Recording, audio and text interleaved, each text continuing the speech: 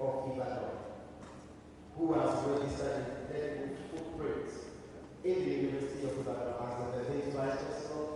It's my honor to recognize Professor Kayode Oyebode Adebowale, Alumni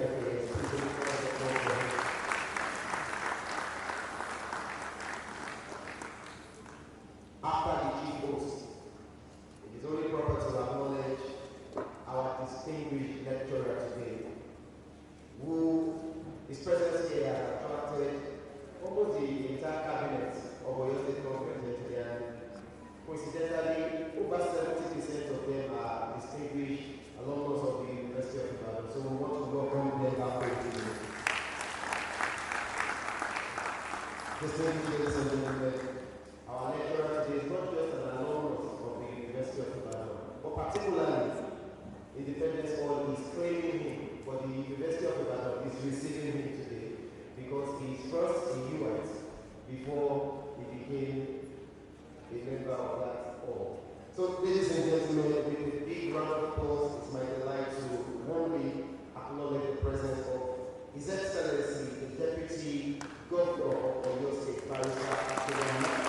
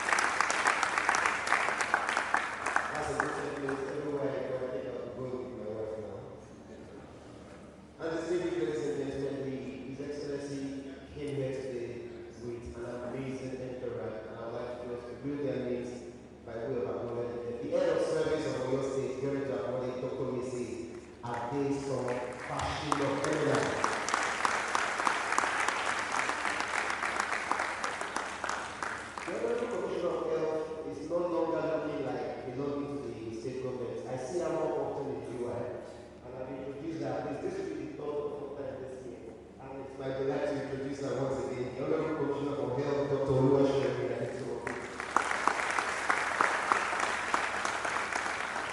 And the Honorable Commissioner for Women Affairs and Social Inclusion, Alaja Hausa, Dr. Soni. The Honorable Commissioner for Economic Planning and Budget, Dr. Ayobami Ojo.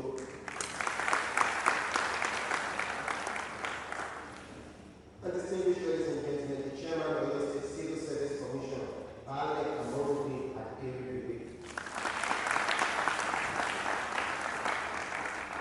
And this is a university I would like to particularly acknowledge the presence of a Vice Chancellor who is here today. So he's here on His Excellency's convoy, but we want to particularly acknowledge him as a Vice Chancellor of one of our sister universities. Joining to acknowledge the Vice Chancellor for Abiola Ajimobi Technical University, Professor Adeshola Ajayi.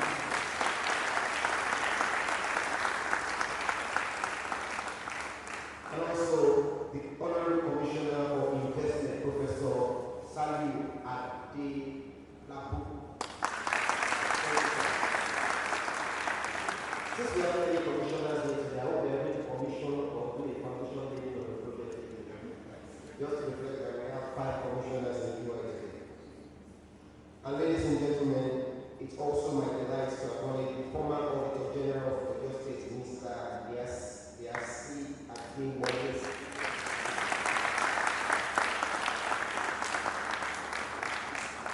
And the Chairman of PCOS, Dr. Aderiwe.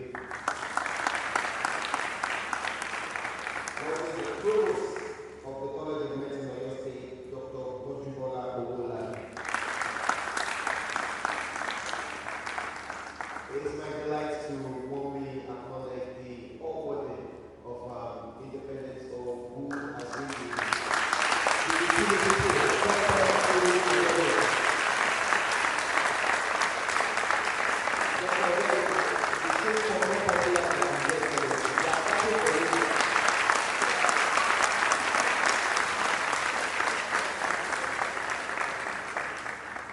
His between legacy is the excellency and many ambassadors of our university left behind in independence. And we thank you for facilitating this first distinguished personality lecture of an alumni of the great independence. I see some of our living legends here. It's my delight to acknowledge the presence of Professor Adetsi, who is here today. Please celebrate one of our living legends in the university. Pardon me, Professor Aderiwe, please. Thank you very much. Professor Aderiwe is now coming for more alumni personality lectures. He was here when part of the School of Business held. Now he's here for me. We hope to see you more in good health and sound. Please appreciate one of our living legends, Professor Aderiwe.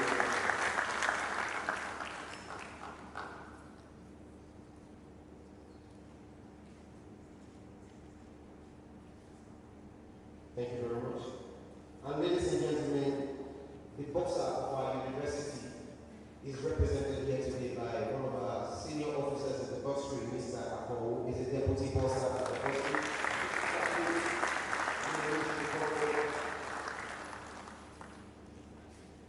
Thank you very much. Thank you very much. If there's need for further introductions, I will circle back to do that. My name is Daniel Lajde from the Directorate of Public Communications of the University. Without further ado, ladies and gentlemen, it's my delight to welcome the Dean of Students to give a brief welcome remark at this occasion. This is a big round of applause.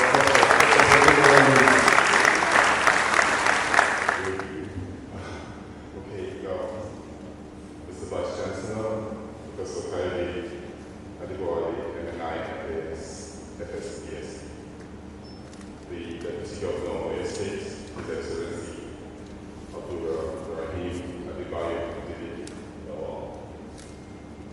the Deputy Vice Chancellor, Administration and BC Designates, the Deputy Vice Chancellor, Academy, the Deputy Vice Chancellor, Research, Innovations, registrar, the bursar, the university librarian, the secretary, the head of service for your state, the vice chancellor, secretary, or your state commissioners, and other functionaries of the state here present.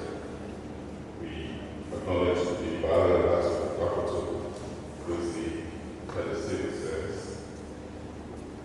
commission, and then the deans of faculty here, the dean of law, and all the deans, the deputy dean of students, the deputy registrar of students, members of council, distinguished professors and colleagues, hall master and warden of the Great Independence Hall, the worthy wardens of other halls of residence, the student union president and his executives, administrator general and executive of the Katanga Republic, Great Katanga, come on, members of the Directorate of Public Communication and of items, gentlemen of the press, students of the first and the best university in West Africa, fourth in Africa, greatest Katangites, greatest Katangites, greatest of the greatest Katangites, distinguished ladies and gentlemen, it is with profound joy, immense pride, and a deep sense of privilege that I warmly welcome everyone to this historic alumni lecture of the Independence Hall, University of Ibadan.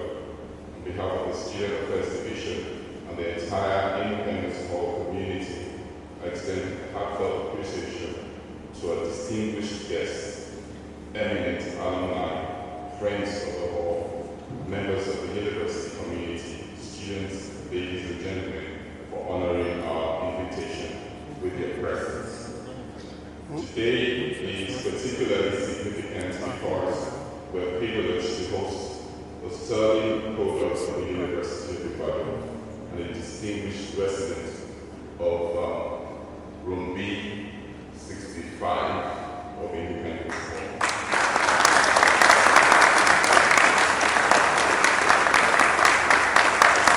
The matriculation number 14660.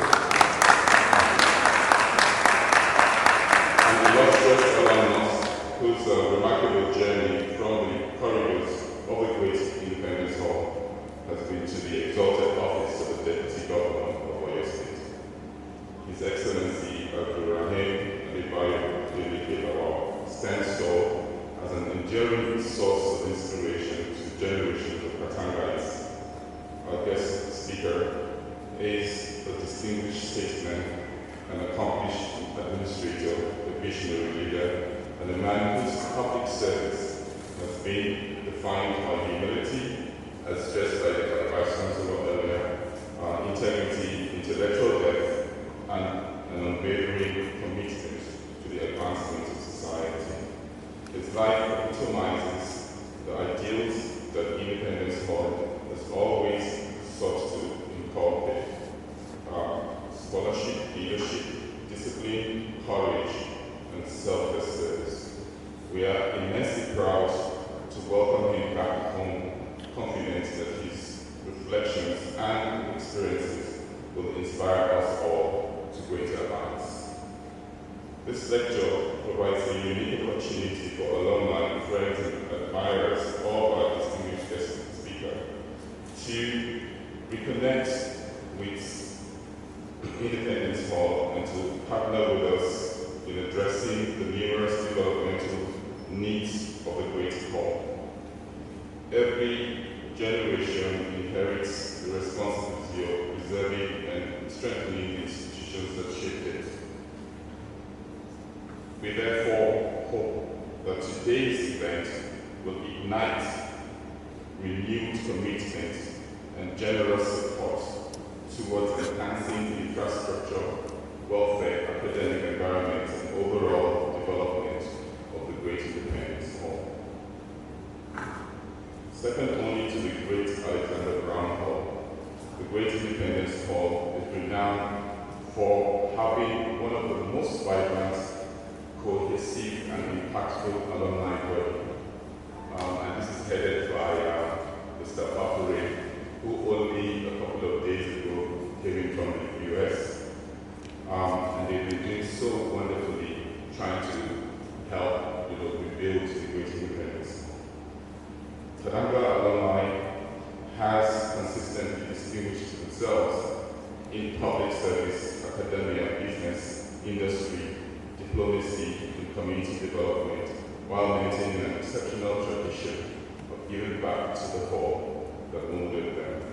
We thank this enduring spirit of unity, excellence, and service. We hope that this remains the hallmark of the alumni, and we are confident that today's gathering will further strengthen that proud tradition. Permit me, before leaving, to express my profound appreciation to the worthy of Independence Hall, Dr. S.A. Odedoku, for his exemplary leadership and remarkable accomplishments in less than 10 months in office.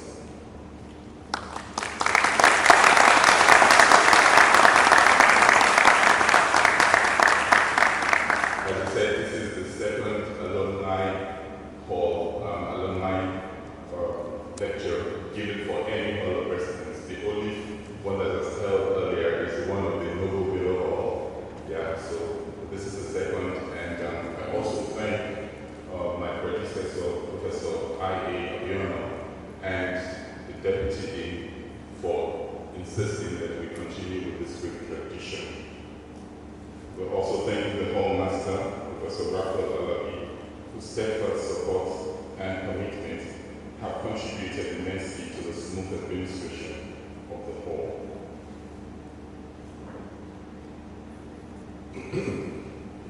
We equally acknowledge and commend every member of the hall, especially the Administrative General and Executives, and all the staff for their professionalism over the years.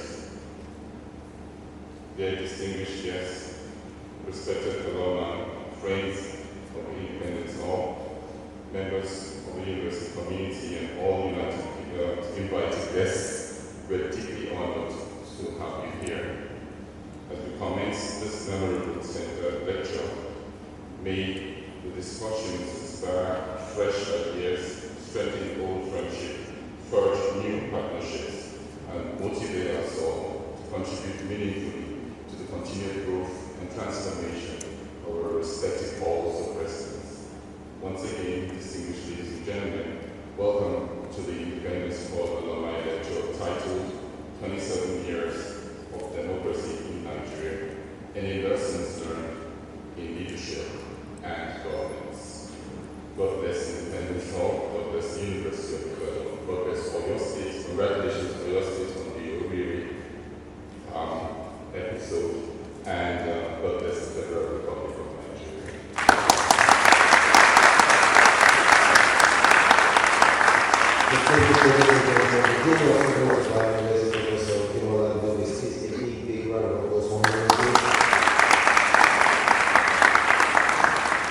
Before I invite the Vice Chancellor to give an opening remark, thereafter diving into the purpose of our gathered, Mr. Vice Chancellor, do permit me to acknowledge the presence of another commissioner in the Oyo State government. He is the Commissioner for Land, Housing and Urban Development, Honorable Commissioner William Akin Fumilayo.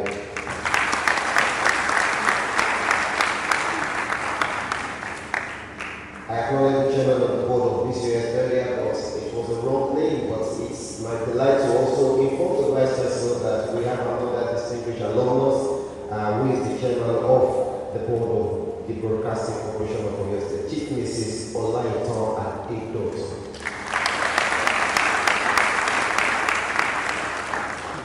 Before inviting the Vice Chancellor, I want to warmly acknowledge the representatives, our student union bodies, ably represented here today. We have the president with his executive here today.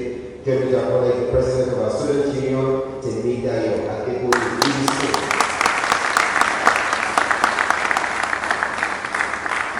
Well, ladies and gentlemen, with the caliber of distinguished guests we have today, there's no doubt of the fact that this is indeed an event that we should have regularly. So if this is the second, other halls should attract more distinguished alumnus of the University of Ibadan to grace this platform.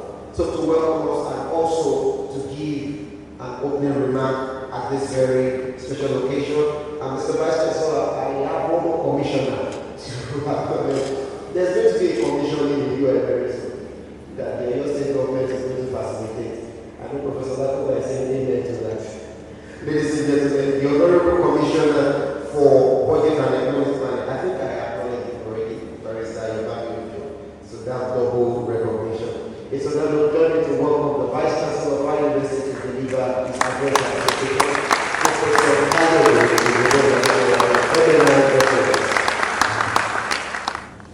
Distinguished ladies and gentlemen, privilege for me to be in your midst, and I feel highly excited. Because just like I observed during the courtesy call, I can feel the spirit of alumni all over, radiating all over this room.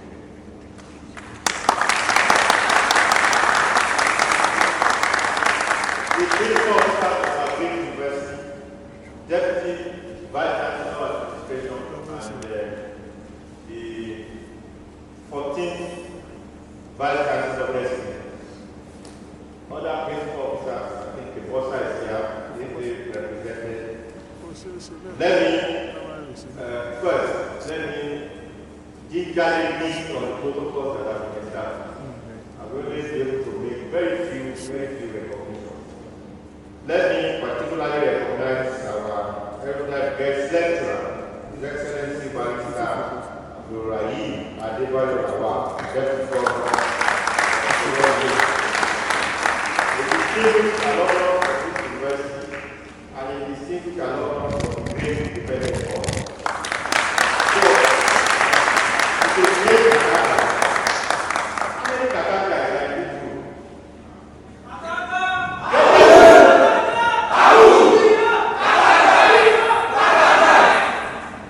You see, independent hall is the only hall that have the leader of the hall carrying the title of Administrator General. Am I right?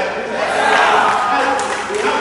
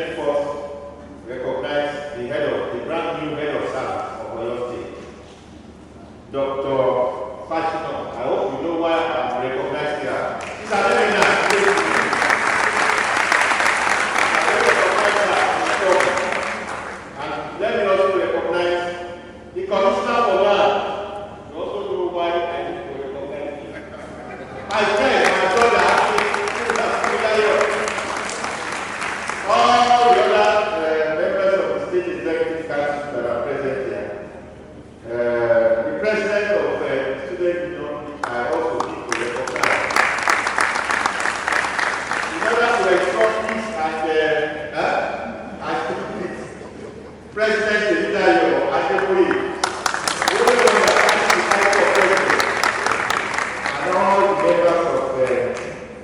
the executive of the board, and then the member of the Student Representative Council that I am, the Dean of Students, Deputy Dean of Students, I sincerely recognize you. Our living ancestors, Professor Ajay, will represent all of them. You see, people that have gone before, recognize them. We are living, our living legends, we are living ancestors. Prof, I recognize you. Let me also recognize the director, the office of the Alumni Relations to the Vice Chancellor. He's seated here. They are not supposed to sit here. Come and join us.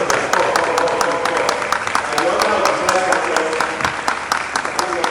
Find a seat here. You are part of our success story. Professor Fatai, you carry so many titles, so let me just introduce you. Professor Fatai.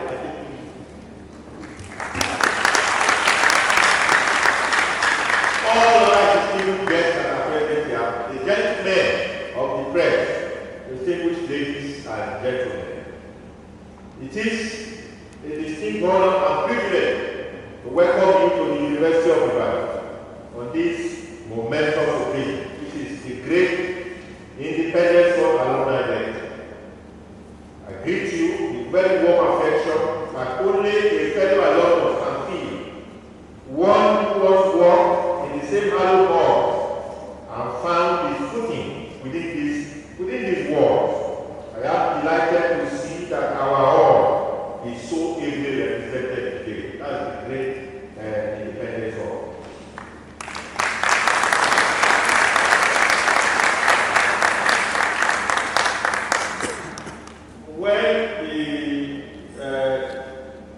Our brother from the Directorate of Public Communication, when he was introducing, the Dean of Students, mentioned the matriculation number of our guest lecturer. I should also mention my own. My matriculation number is 27002. And I came into this university on the 15th of September 1980.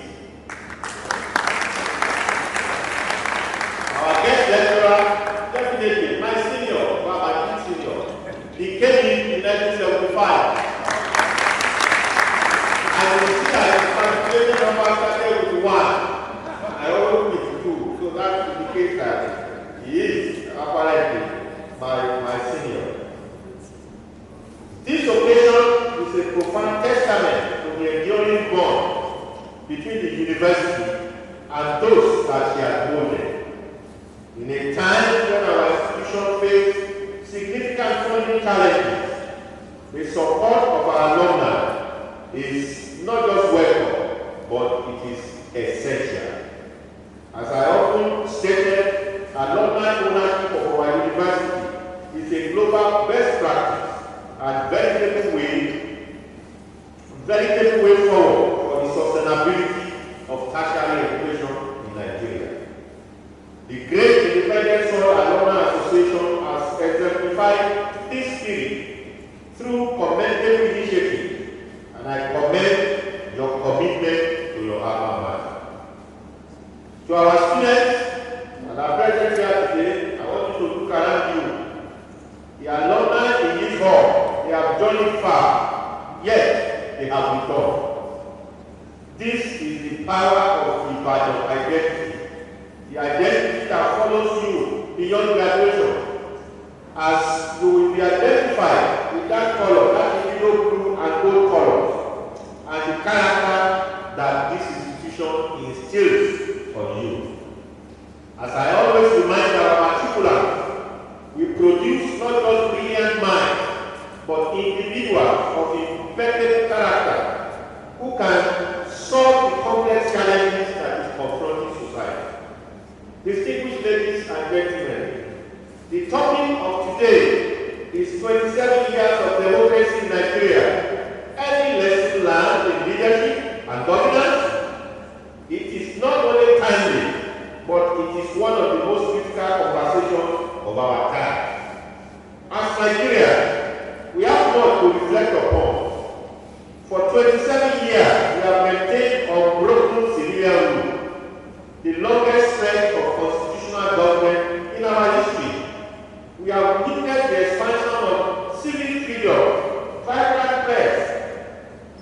peaceful transfer of power, including the historic transition of 2015.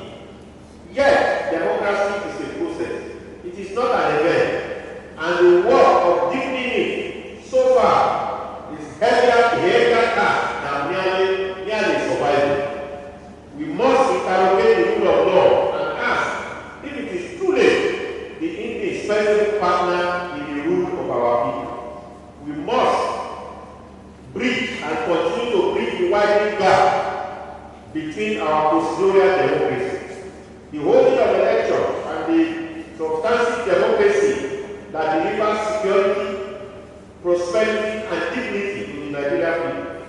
As we mark this milestone, we must remember that the struggle for democracy was a fight for freedom, but the next phase demands us to secure prosperity.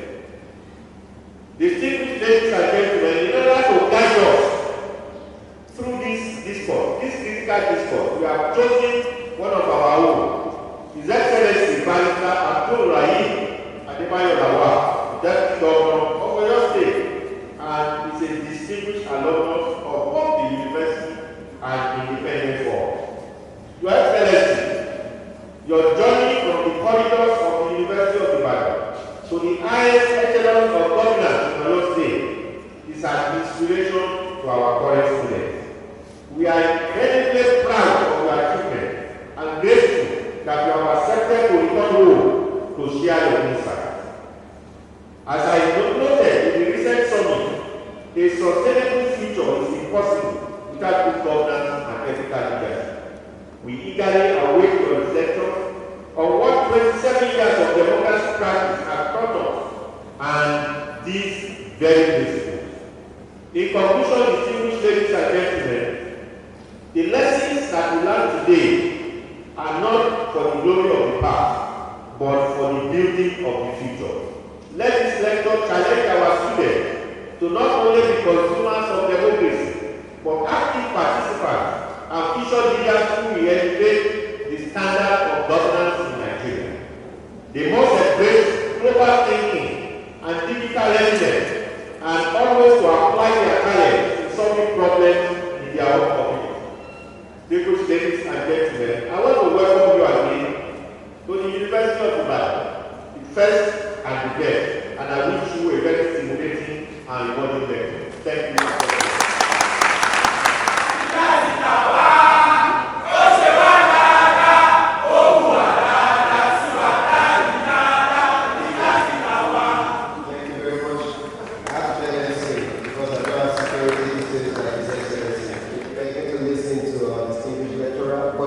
Before we do that, we need to have a brief about his antecedents.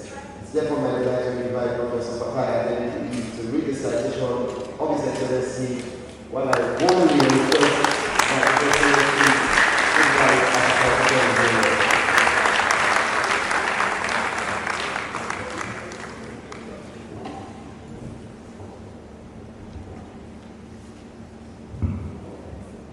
Thank you very much. Compare, Mr. Lajide. Distinguished ladies and gentlemen, the Vice Chancellor of the University of Ibadan, Professor Kayode FAS, the manager, and of course the entire management of the University of Ibadan. I am here this morning to present the citation of this very distinguished personality, and in this type of task, it is very challenging and at the same time exciting, because when I was called upon this morning, about 3 hours ago to do this task, I was wondering, okay, so I'm staggered between two scenarios. I am the chairman of Kishi Progressive Union in Ibadan, and you will know why that's important very shortly. And of course, I'm also a staff of the University of Ibadan, and I am to do this, to present this citation to this very distinguished gentleman. Let me quickly do a short recognition, even though protocols are delayed, but I must recognize Her Excellency, the wife of the Deputy Governor of Oyo State, who is our mama, our mother from. You see, when I speak from, or let me say I fire from two cylinders, from Kishi and from the University of Ibadan. I'll kindly indulge. Our mother, Chief Mrs. Ajibike Ajibola Lawal, the Yoruba Muslim of Kishi land. And of course, the entire executive cabinet of Oyo State, the head of services here, and many other commissioners. I recognize you all. I recognize our very distinguished Deputy Vice Chancellor of Administration of the University of Ibadan, who is our very brand new Vice Chancellor of the University of Ibadan, the ingoing Vice Chancellor, 14th Vice Chancellor of the University of Ibadan, Professor Peter Olamakinde Olakulba. Congratulations. Distinguished ladies and gentlemen, I recognize you all. Because of time, I will just go straight into the citation. But of course, I recognize all sons and daughters of the ship that are here present this afternoon. Barrister Chief Abdurrahim Adebayo Adeleke Lawal was born on the 14th April 1954 at Kishi in the local government of Oyo State. He attended the LA Primary School, Kishi, and the Record Grammar School, Iboho, where he left in 1971. He proceeded to Ogbomoso Grammar School, Ogbomoso, between 1972 and 1973. That's exactly the year I was born. He gained admission to the Premier University, the University of Ibadan, in 1975, and you heard about his matriculation number earlier, and graduated in 1978 with a Bachelor of Science in Economics. He later bagged LLB degree and was called to the bar about 35 years ago. I must also say that the Deputy Governor is a dual alumni of this university.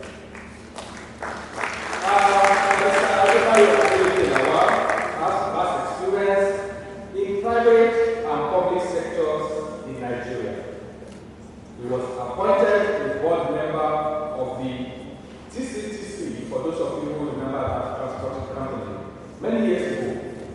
He was also appointed a member of both Oyo State Boundary Commission and Population Committee of Oyo State.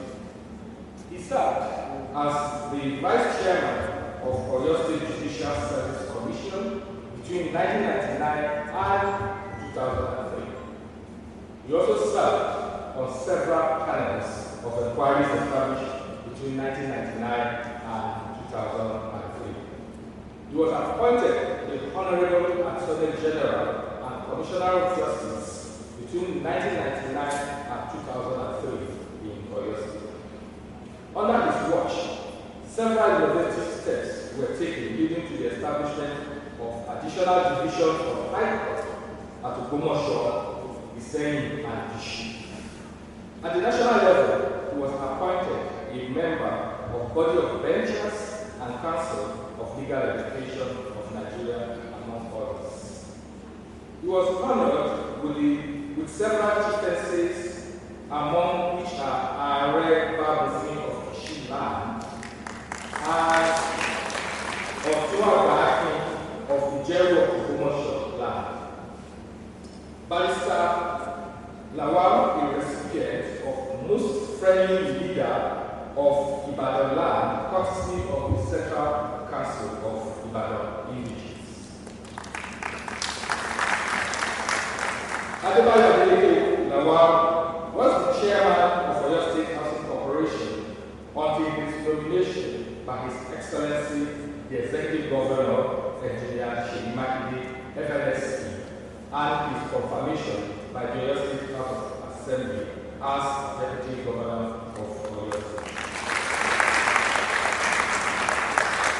As a private legal practitioner, he was a legal advisor to numerous government organizations, banks, insurance companies, and private individuals. In the context of appointments, he served on the board of Transport City or Trans-City Transport Company of Oyo State. He was a director and co-founder of Kishi Community Bank, now Kishi Microfinance Bank. Till date, he remained a shareholder of the bank and many others. Bayo Lawal was part of the struggle, albeit in his legal capacity, defending detainees and those whose freedom were curtailed by the military during the post-June 12 crisis. By 1998, through his legal practice in Ibadan, he has established and registered his name in public domain as one of the defenders of the oppressed and downtrodden in the society, and he does that till date.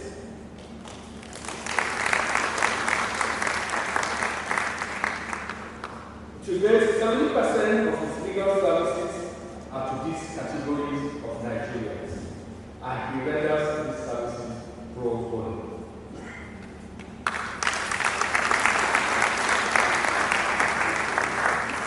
Because of his passion for sound education, he gave moral and financial support to serious indigent students of his community.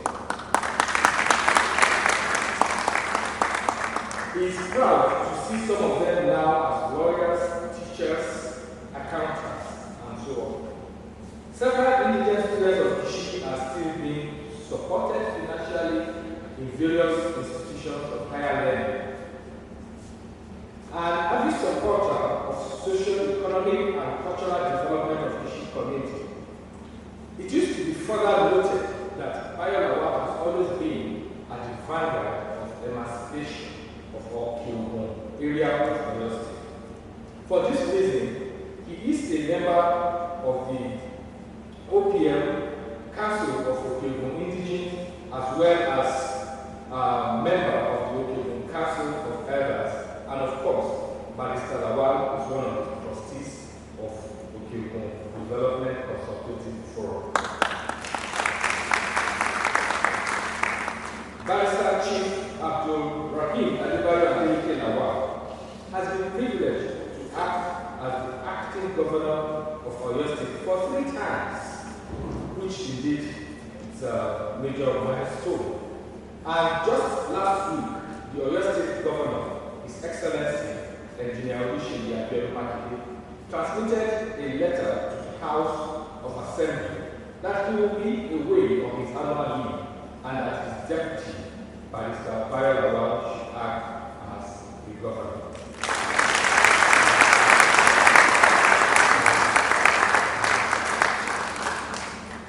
This indeed demonstrates his commitment and loyalty to the constituted authority. Our guest speaker of today is happily married to Chief Mrs. Ajibola Ajibike Lawal, Yeye Are Bamofi Ishilani, and the union is blessed with children and grandchildren.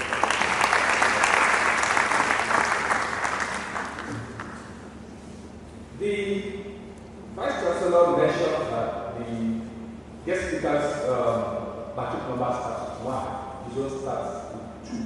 Mine starts with 7. My matric number is 73277. I have declared mine as Vice Chancellor. And I'm also a great Catholic.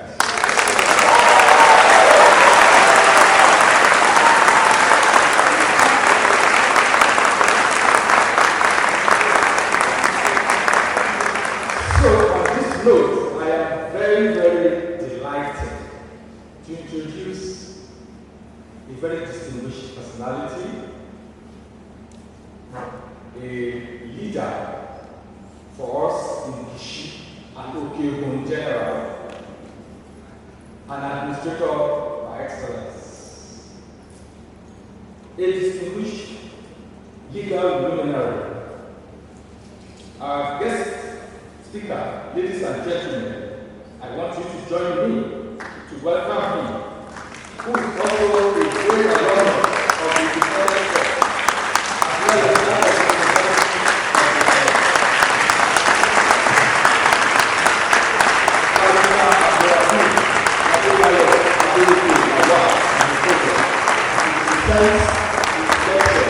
the titled 27 Years of Democracy in Nigeria. Any lessons learned in leadership and governance, lessons over the years.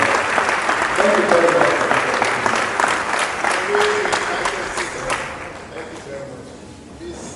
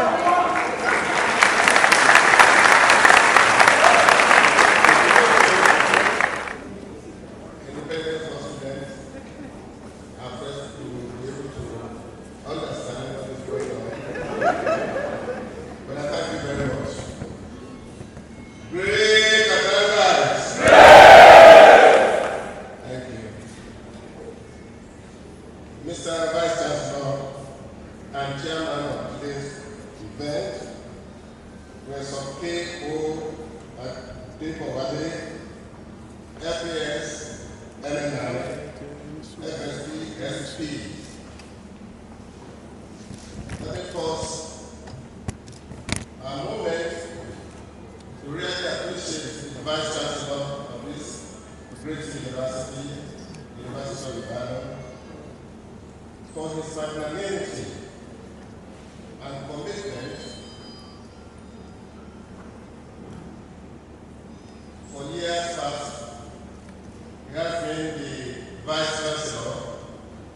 In several occasions, we met at functions, and with due deference, he has always accorded me my honor. I thank you very much, Mr. Vice Chancellor.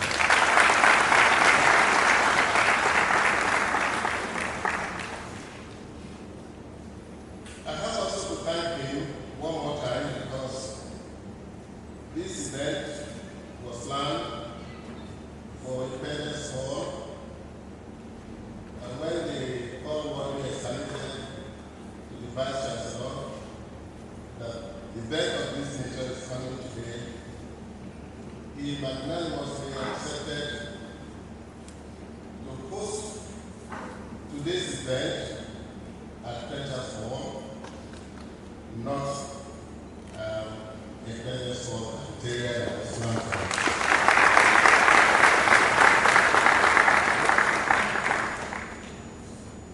And he graciously accepted to be the chairman of the event, in spite of his high schedule that I'm aware of. For instance, Professor Adepowale is the incoming, and then Professor Adepowale outgoing, in between, and change of back. People are tasked. The outgoing must put his record straight. so that there will be smooth transition of power from the ingoing, from the outgoing to the ingoing. Apart from that, I'm aware that he has been a citadel of knowledge. He has so many programs for faculty, for departments, for institutes, and so on and so forth. But they are choosing to allocate this particular moment for this program. So thank you. And extend my appreciation to the management staff of the university. I might not be able to mention your management staff one by one, but just take it that I have extended my appreciation to them. My wife is here. Well, I have to recognize her because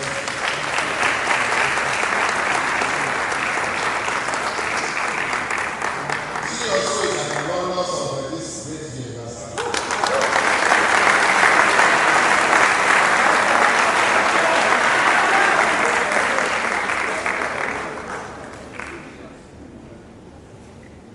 I'm really blessed in the cabinet of Oyo State government because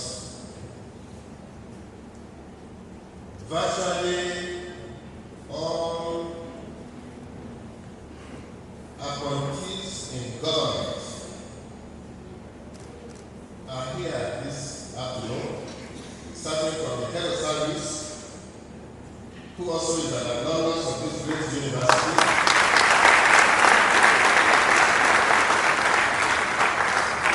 Dr. Mrs. Adeleke Ayobami Pasina, MNI. And I use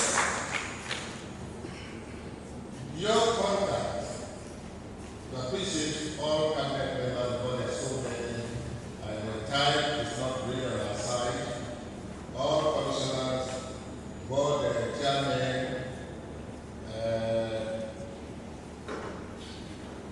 all directors, permanent secretaries, they are here to create this situation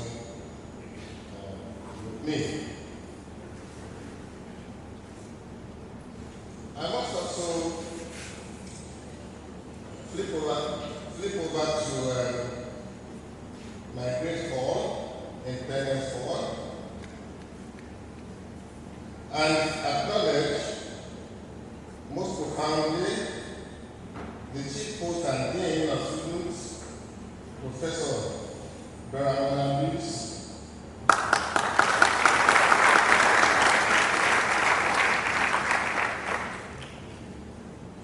I have a co-host and co-master, Professor R.A. Alabi.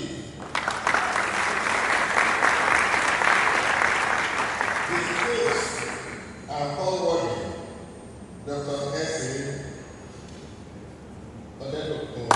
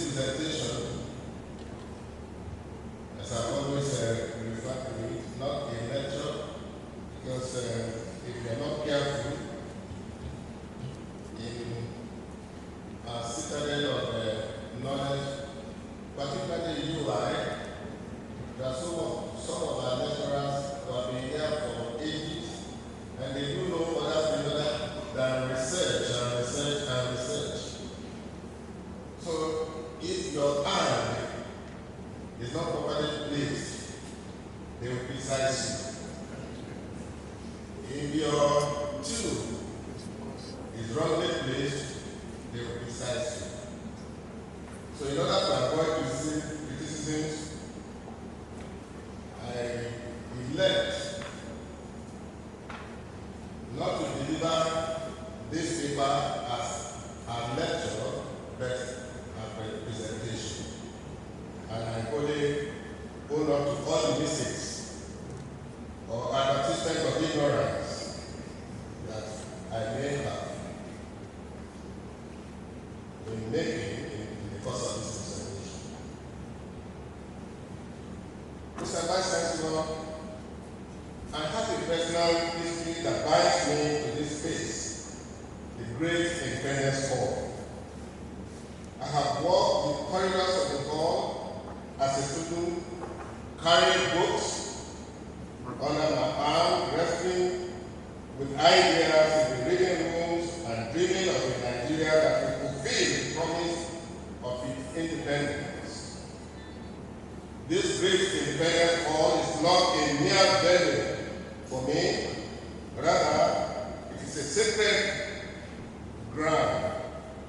It is within this hall that I sat as a young undergraduate, listening to lectures, taking notes, and allowing my mind to be stretched by the rigor of intellectual inquiry that defines this great institution, University of Ibadan. For what the University of Ibadan is known, rector sapere forums. That is, to think wisely is the foundation of knowledge.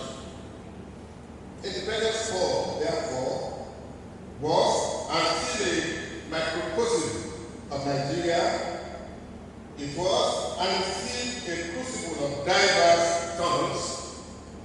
And I recall, for instance, that when I got admitted in 1975, I had my roommates. One of them, Tam Brisby. Tam Brisby got elected to the House of Representatives some 10-15 years back, and his father was at the time a commissioner of police in Nigeria. So his father used to come to us in our hall, particularly in our room, B65 in Independence Hall.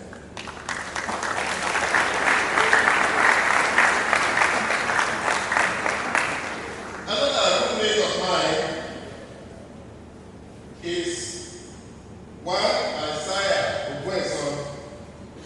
He's a retired grandfather now and a native of Shaki. He's enjoying his retirement right now. So we are three in B65. Unlike today, where you have 15, 20 crowded in a room. That is how degenerative we have moved from that era of this particular moment. And I was really encouraged to come to give this presentation so that students of nowadays will know where we are coming from and what challenges we have and make provision for future.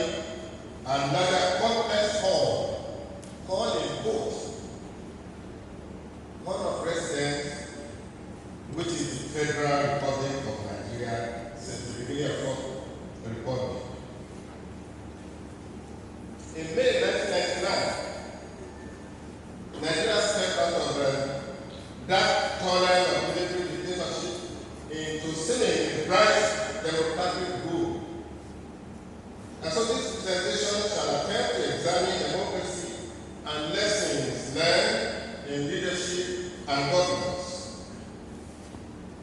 One more time, I have to sincerely thank all of those that are in this hall through invitation, through association, to really listen to this presentation. And undoubtedly,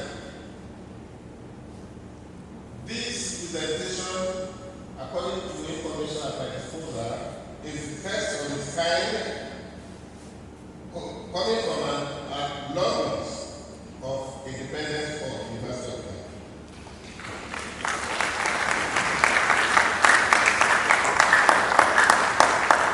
The central provocation of this presentation is embedded in its title, Any Lessons Learned since the beginning of this fourth republic.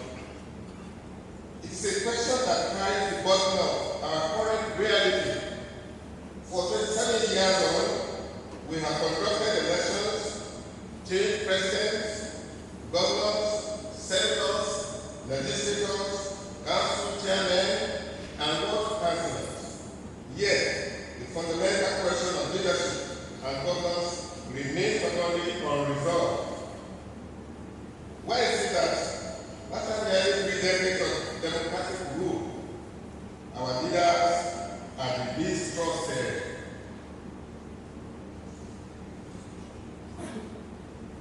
in public institutions? Why is it that governance framework comparable to global standards exist on paper and fail woefully at the point of implementation? The answer is not far-fetched. The foundational truth is that Nigeria's democratic problem is not a problem of structure alone, but it is primarily a problem of human will. The will of leader is to serve rather than to dominate, and the will of the citizen is to demand accountability rather than to acquiesce. Our leaders will learn, as this paper will argue, that power can secure an office, that only moral authority can secure a nation. And so on Saturday, May 29, 1999, when Nigeria embarked on what becomes the longest uninterrupted period of civilian democratic governance, we are trying, through this presentation, to encapsulate our strengths together as a nation and our weaknesses, so that 27 years after Nigeria's nation, it marked its independence on June 12, can really cast mind back and really examine where we are coming from and where we are now. And the significance of this milestone cannot be overstated for a country that spent 30 of its first 39 years of independence under military rule and constitutional rule has come to stay in Nigeria. By and large, the question that persists is whether Nigeria learned any lesson or anything of value about leadership and governance in fourth report.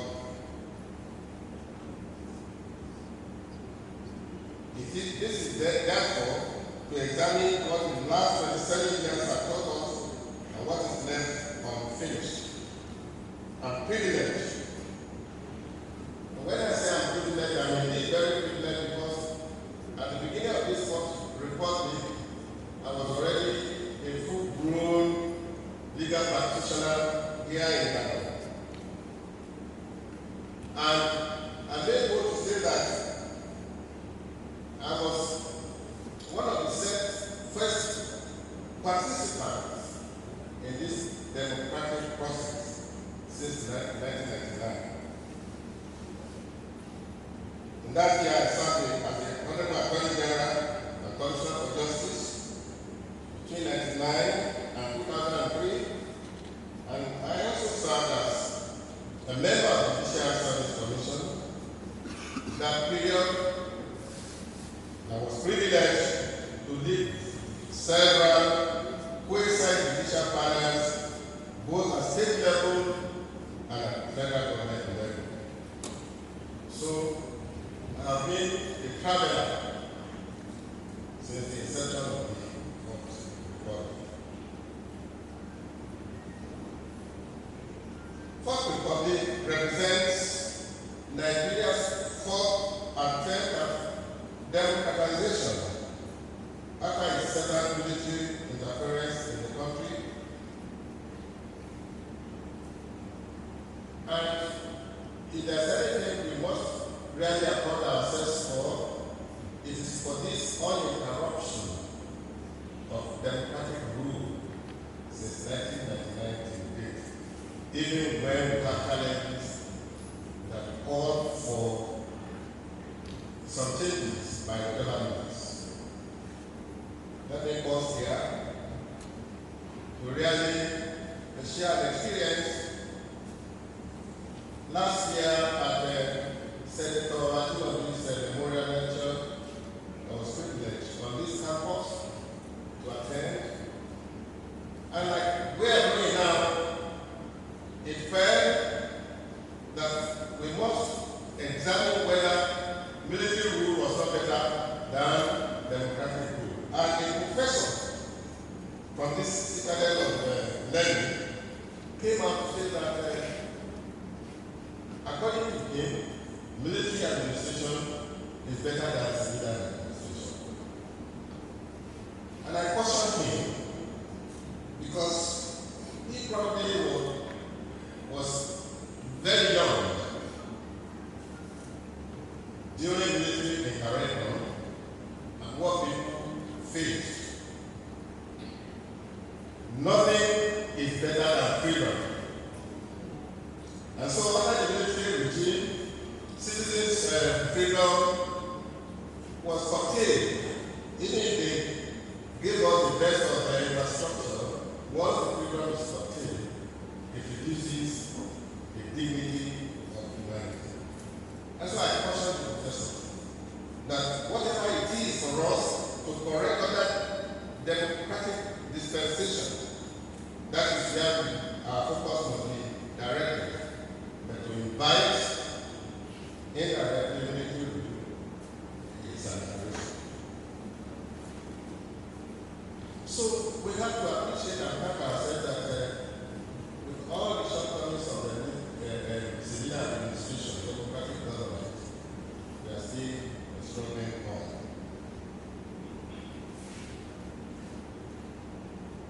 And we must also admit that Nigerian government has always affirmed its commitment to deepening democracy, preserving constitutional rule, and expanding of civil freedoms. Nigerian government must also be committed to improving citizens' participation in governance and strengthening institutions and promoting national cohesion in the political space. That way, Nigeria will become one of the models in Africa. And the institutional scaffolding of democracy will grow considerably. Let me therefore look at some of the indices of governance, whether good or bad, and your conclusion, together with mine, will forge the way forward for us in Nigeria. Political space and politician behavioral pattern. Unlike in the first and second republics, when political parties were established on ideological basis. And you have some parties like Action Group, UPN, and even another Minu Party network that were classified as progressives. They hadn't crossed ideological boundaries because such boundaries have been defined, and party operators, elected officials must work within the ideologies that have been put across to them. On the other hand, parties such as Northern People's Congress, NPN, were labeled conservatives, and also they had their own ideology, within which they operated, and they hadn't crossed boundaries. But today,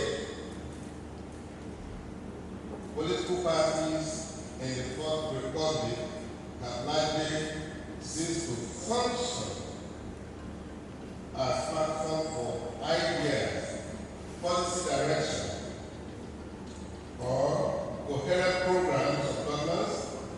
Instead, they have become temporary vehicles for electoral contestation, negotiation phases, where tickets are traded, alliances are brokered, and powers redistributed among the elites. It's uncritical. Two ideologies, conservative and progressive. And from my observation, I gather that Nigeria is missing it simply because we do not have leaders on a political platform pursuing ideologies. Rather, you can't decipher whether a particular party is pursuing progressive ideologies or conservative ideologies. Indeed, the matter is made worse now for the crisscrossing by governors who got elected on particular political parties and crossing over to the ruling party. This is an anathema, and it's having its negative effect on the society because today officials got elected on particular political platform only for them next year to carry all of such votes, trust, from that political party to another political party. And I'll give you examples, as I've told the Vice Chancellor and the management staff about 2 hours back, that I've come from the point of experience and add whatever you need to add to this. Now,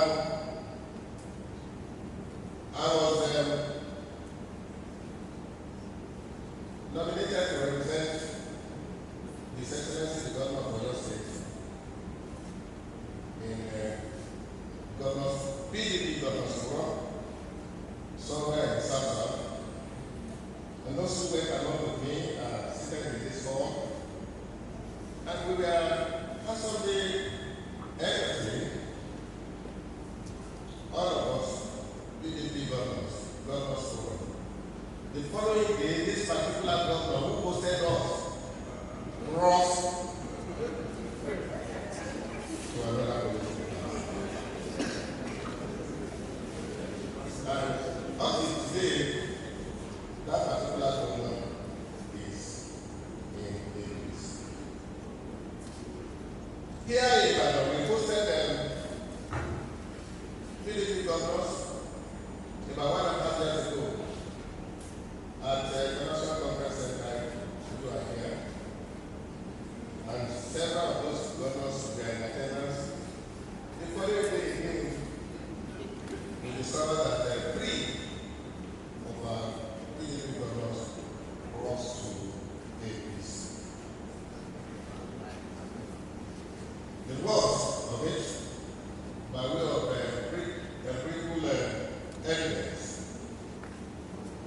His ability conducted a convention November 15 last year at Alumni. And the chairman of the convention was Governor Fitri. And again, he showed up briefly. Right on the floor of the convention, he crossed.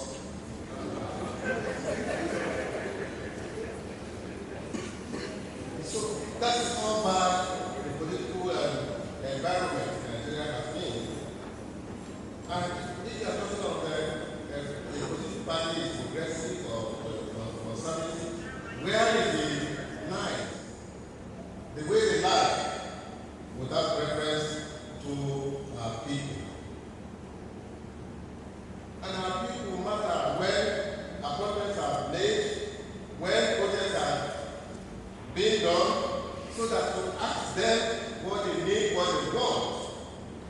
But today, governors appoint, they devote resources the way they like, and whether or not you like it, the Constitution provides and protects them to really act as they are doing.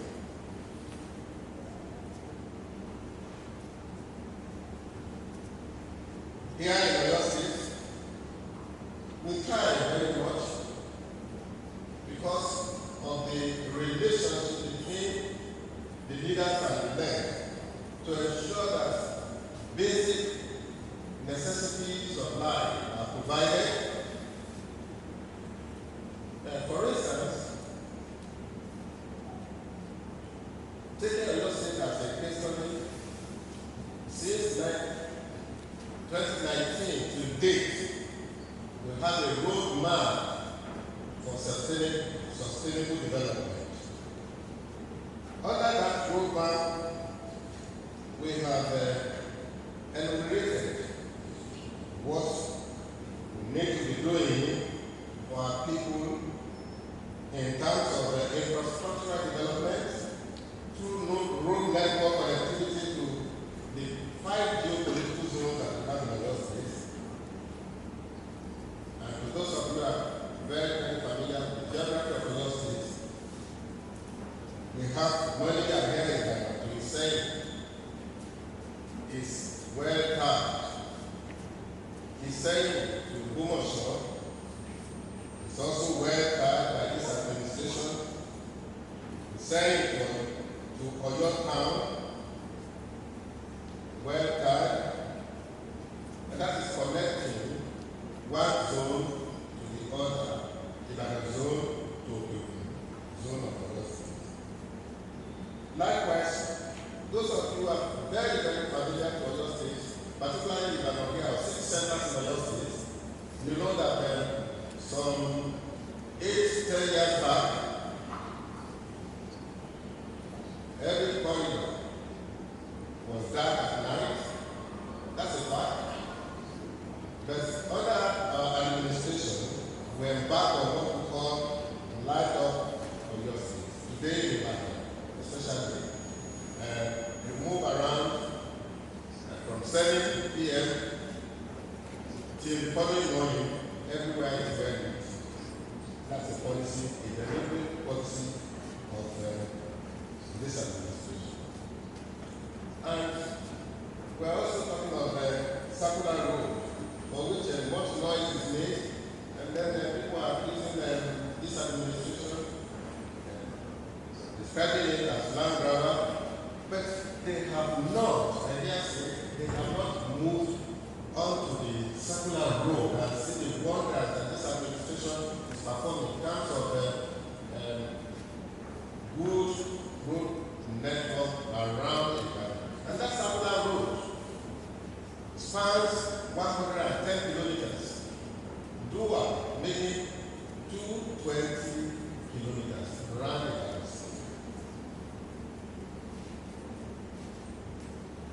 upgrade of the airport is there. Only yesterday,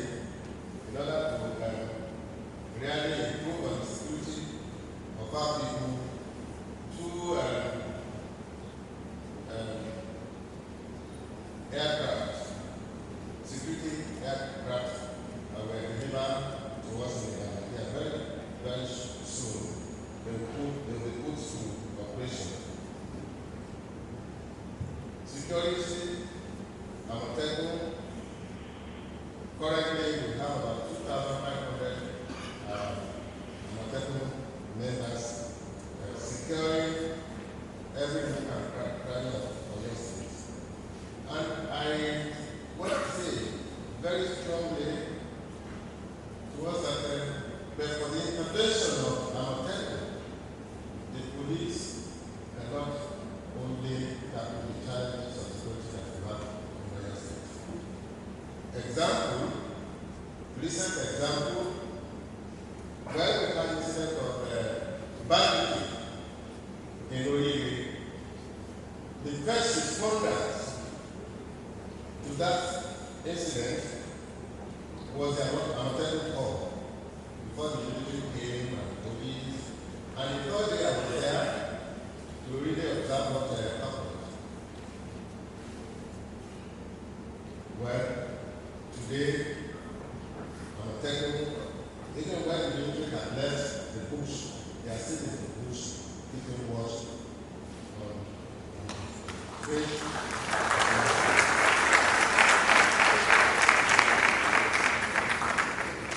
Because, as we know, and as lawyers, we know that Section 14 of the Constitution of the Federal Republic of Nigeria, as amended, provides that the security and welfare of the people shall be the primary purpose of government.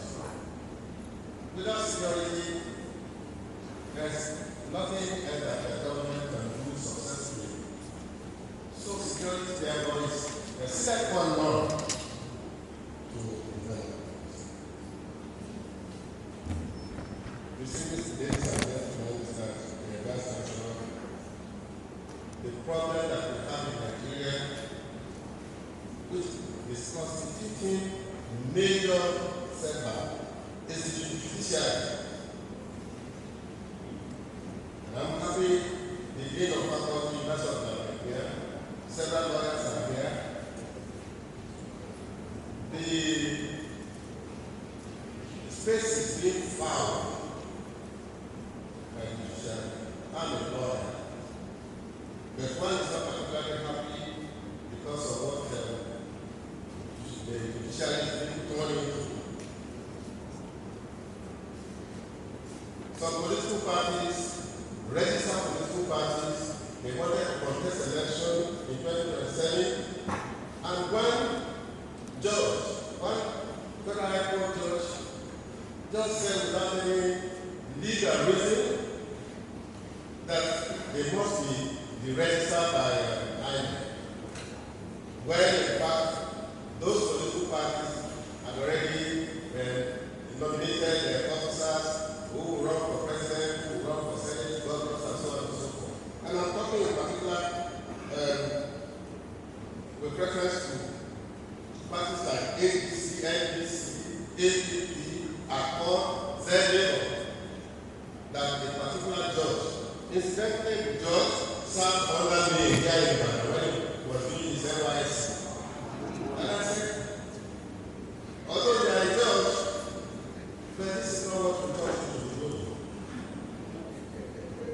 Happily, Mr. Vice Chancellor, yesterday, the Court of Appeal set aside his judgment and directed INEC to restore those political parties on the register. So, the drawback of all of this scenario is that even if you are contesting, you are not too sure whether you will drag your interest to the point of standing for election in the face of the judicial pronouncement in Nigeria.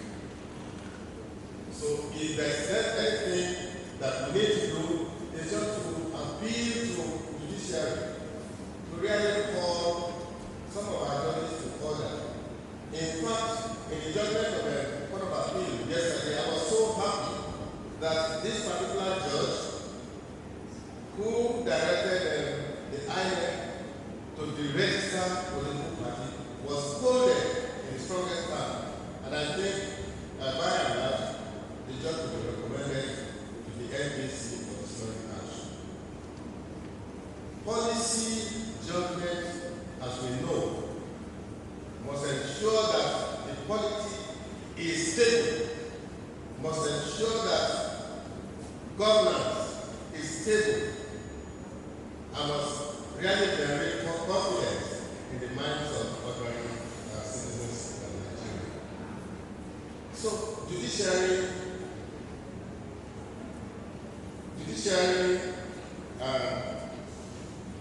must really be looked into with a view to really covering the excesses of our judges. And the most fundamental leadership problem that we have since 7 years ago now has to do with making a distinction between power and authority. Most of our leaders believe that holding power can do everything. Their mind is not drawn to authority. And we experience this every now and then. Even local government chairman believes that this my local government is in my pocket, not minding the citizens of that particular local government, whether they are following it or not. So we must make a distinction between power and authority. And the crisis persists, largely because leaders continue to believe that possession of power is the same as possession of authority. Power is the ability to compel action. It is loud, immediate, and often forceful. Whereas authority is a moral difference. And through trust and legitimacy granted by the people. 37 years of democracy offer political leaders an opportunity to reflect on all of this and make a correction. Mr. Vice Chancellor, let me also reflect on the current Electoral Act. In time past, because I participated in election petitions since inception in 1999 of this republic, and progressively, each election cycle had its own electoral act, and improvements have been made as we move on. But 2026 electoral act that was signed in February this year seems to me a retrogression, because right now you want to contest election under section 137 of the electoral act. Virtually there's no qualification of grounds upon which you can question an election, because the two grounds that you have in there, one, that the election that anybody is questioning, the petitioner particularly, is marred by irregularities. Where are irregularities proven? In my experience, since 1999, you can prove it, especially in governorship, presidential, senatorial elections. Never. And I dare say that if anybody is here to really tell me that election is upturned merely on irregularity, especially the presidential election or governorship election, I stand to acknowledge such a person. So that's one ground. The other ground for election under section 138 of the Electoral Act is that the election of the respondent is questioned because he has not secured majority of lawful votes. Where is it really established that presidential election, governorship election, and senatorial election are upturned on account of unlawful votes? So to me, those two grounds are just there merely because in time past, qualifications is a major ground upon which you can question election. Today, when qualification is not there, in fact, the judgment of the Supreme Court recently said that for as long as you can show evidence of attending a secondary school, then you can contest for presidency, you can contest for governorship. Where are we going in Nigeria?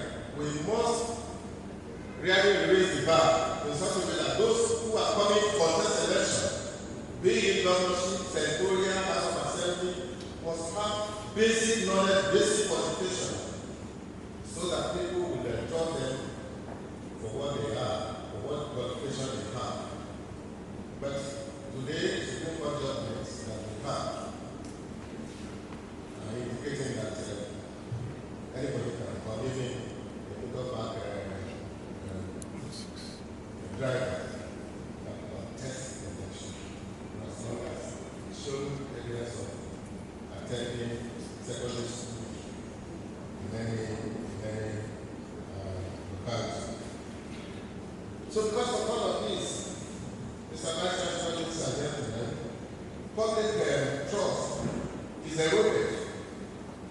And by 2026 social cohesion report, we have 77% of Nigeria expressing little or no confidence in the legislation. We have 73% of Nigerians having distrust in the judiciary, and 72% having distrust in the presidency. You know all of these facts because we are all witnesses of what is happening in Nigeria. So it is a fundamental threat to democratic governance, and democracy cannot function when citizens have lost faith in institutions designed to represent and protect them. Persistent leadership failures have stripped the state of the moral authority needed to carry citizens home. Distinguished ladies and gentlemen, let me, because of what I have said about the Electoral Act and the imperfections that we have in there, Section 63, this is what this particular provision has been fought and debated even at the tribunals, election tribunals, which says that the presiding officer shall electronically transmit the result from each polling unit to iron water, and such transmission shall be done after the prescribed from ECAA has been signed and stamped by the presiding officer or agents of political parties, provided, look at this provision, in the case of Atiku and Buhari, this provision of the Electoral Act was litigated upon seriously and caused him under the proviso that ought not to and should not be in Electoral Act 2026. Listen to the proviso. Provided that electronic transmission of result, if electronic transmission of result fails as a result of communication failure, and it becomes impossible to transmit the result obtained from ECAA, signed and stamped by the presiding officer, and signed by candidates or polling agents where available, the form ECAA shall at all times remain primary source of declaration and declaration of results. In other words, what is the cry, hue and cry about electronic transmission of the results? If this proviso is still there, meaning that INEC is not obligated to electronically receive results from polling units. And elections are rigged if from ECA where results are recorded and not transmitted immediately electronically to the portal of INEC. So we make recommendation that this particular provision should be amended to the Electoral Act.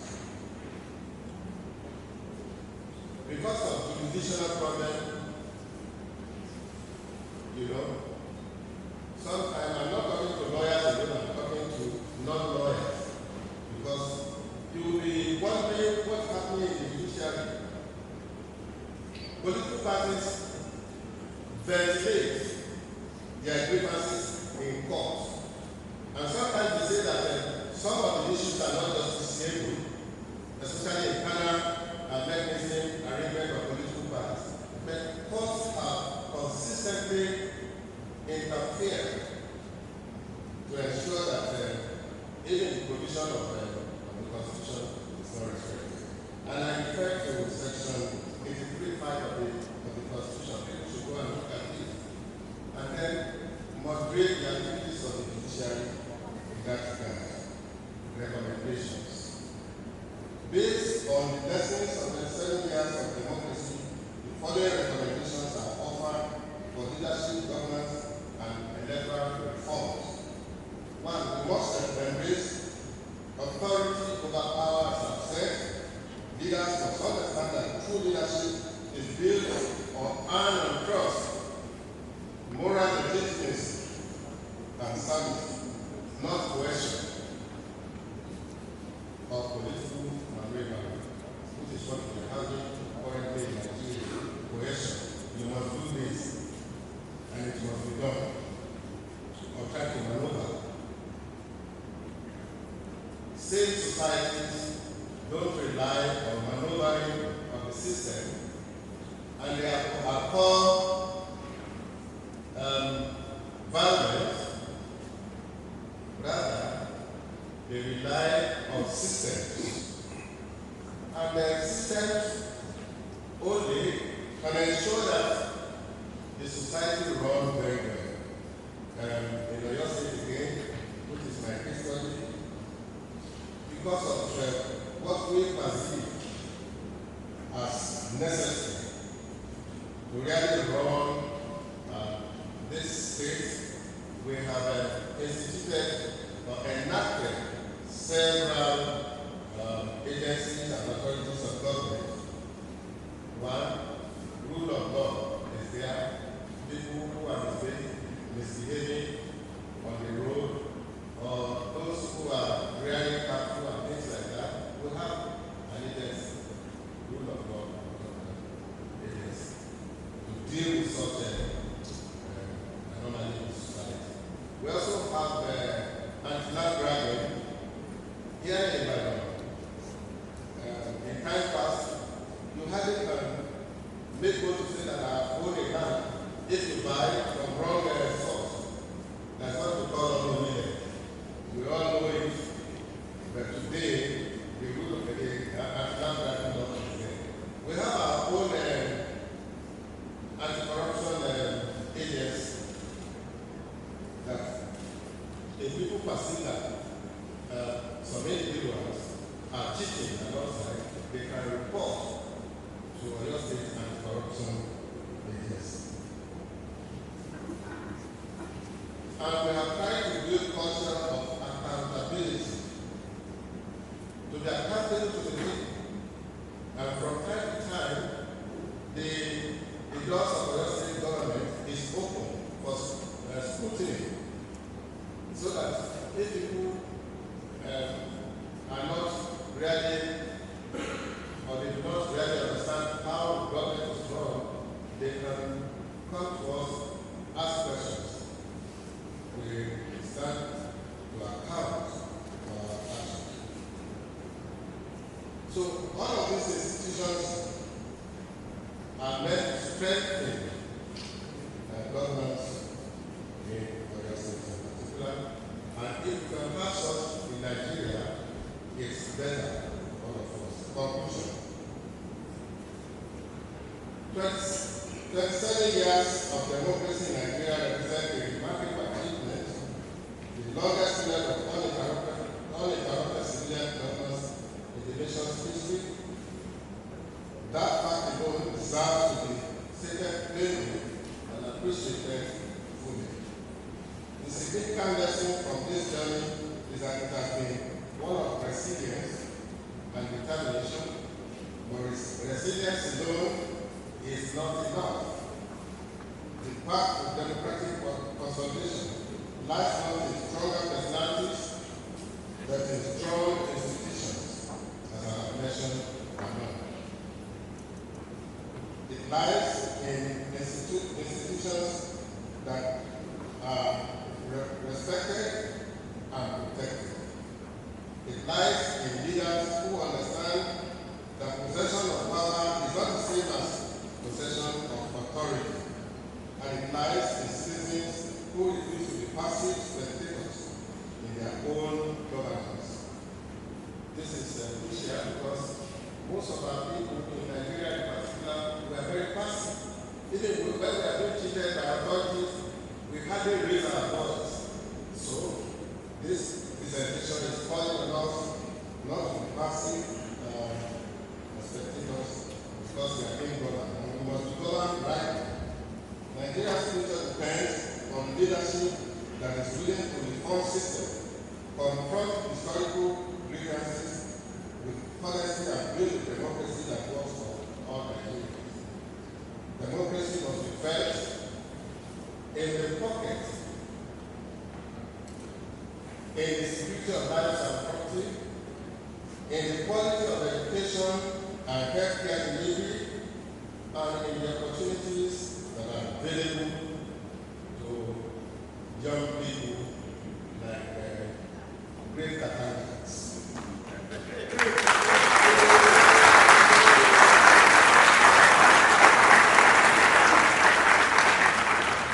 The future of Nigeria will not be written in the state houses of assembly alone. It will be written in places like this University of Ibadan. And I listened to this when he was making his remarks that the University of Ibadan being the first in Nigeria must provide leadership, strong leadership at that, so that even younger universities must have recourse to UI because you have reservoir, archival materials, library, knowledge, the personnel. There are some professors that have been here for over 50 years. They are still professors. You don't consult on their doors. They will tell you because of their experience and their knowledge. So, UI must not be left behind in showing the roadmap to sustainable development in Nigeria. And to the students here today, particularly those commanding the spirit of independence form, do not look at governance as a spectator. Channel critical thinking, the fierce debate, and the unyielding principle you practice here in the larger society when you get there. 27 years is long enough to have learned this lesson. The question now is whether Nigeria's political leaders and citizens have the courage to advance the quality of leadership and governance in the fourth republic of our democratic institutions. Thank you.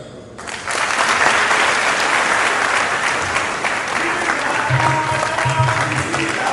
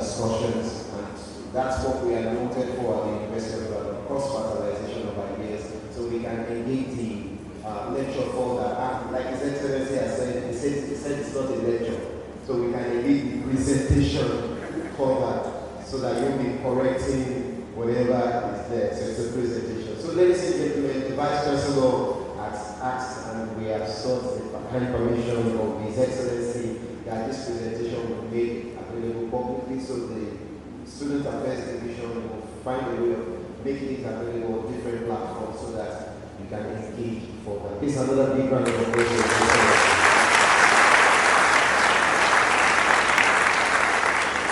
We're going to do something very significant before we close.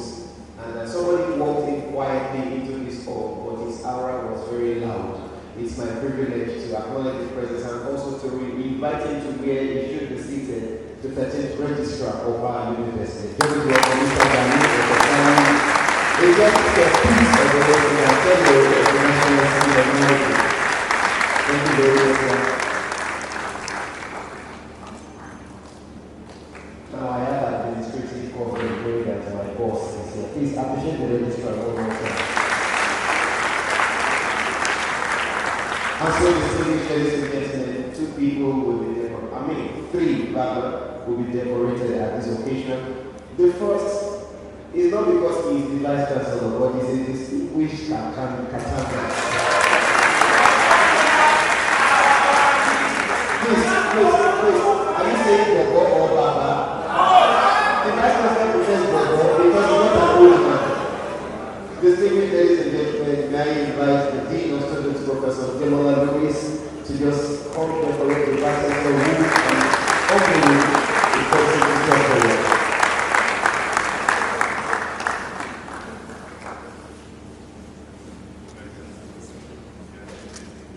This is Vice Chancellor Zahn. We want to publicly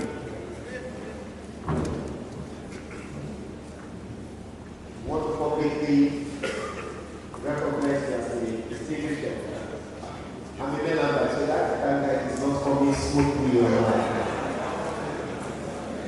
I mean, if I say because member, I'll be in trouble here.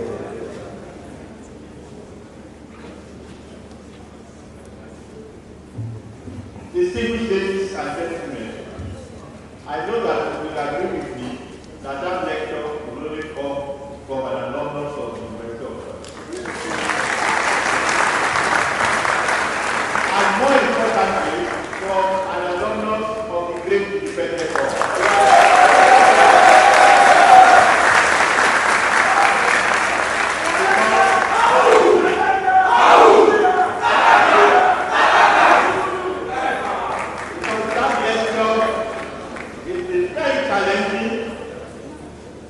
Provoking and calls for a sober reflection.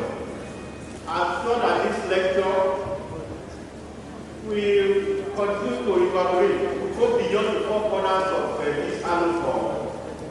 It will continue to evaluate, beyond there, in our minds, outside, and particularly in Oyo State and also Nigeria. So that's why I've told the Directorate of Public Communication that anyone that has registered, and we have the email address, that the lecture will be sent to.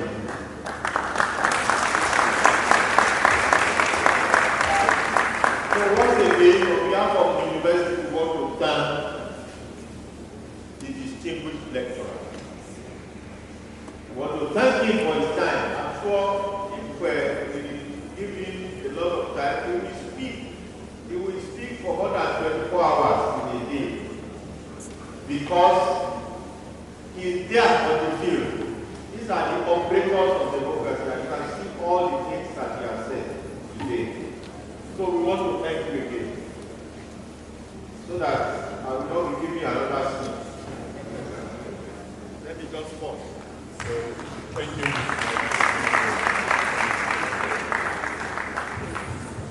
Thank you, Mr. Vice Chancellor. So, if there's one thing that we've learned about great Katangites today, or two things, they're great leaders and they are men of few words, right? Men of few words. Yes, you are correct. Absolutely. Because we noticed that the Vice Chancellor is a man of few words, and the Deputy Governor is also a man of few words.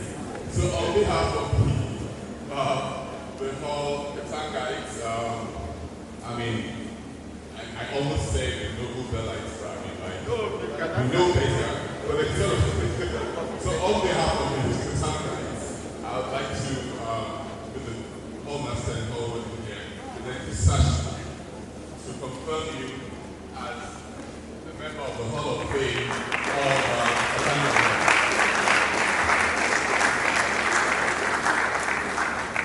I was in the hall. I was in Independence Hall between 1980 to 1984. And apart from that, I also served, as the hall master, the hall. In 2008. So I want to appreciate the hall. Great Katanga, particularly the Administrator General of your Administrator General.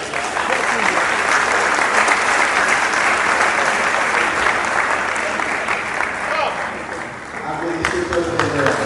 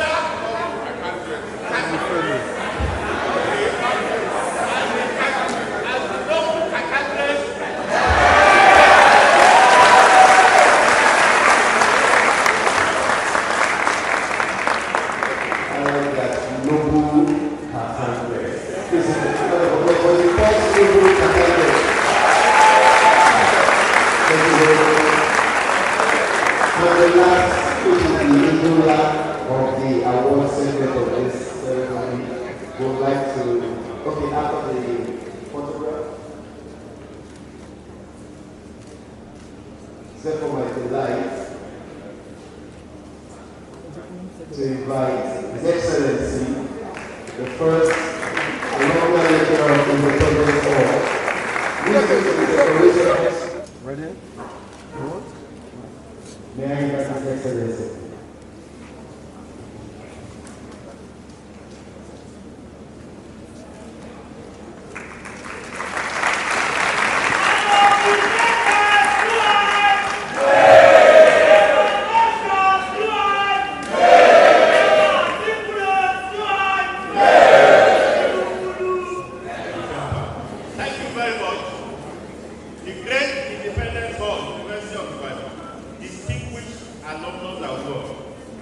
Presented to His Excellency Barrister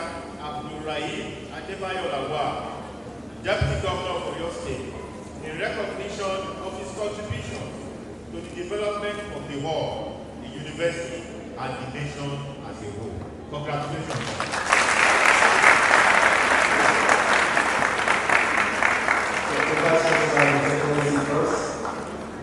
Then we have his lovely wife Joy with the team. The team will stand on the other side. Team on the other side. With the registrar. Oh, all what in the old master and also doing this. All what in the old master. The registrar is here already. Director of the Office of Another Relations will also join. Mr. Moore, representative of the POSA.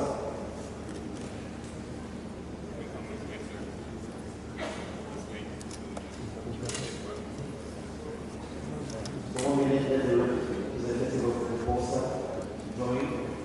After that,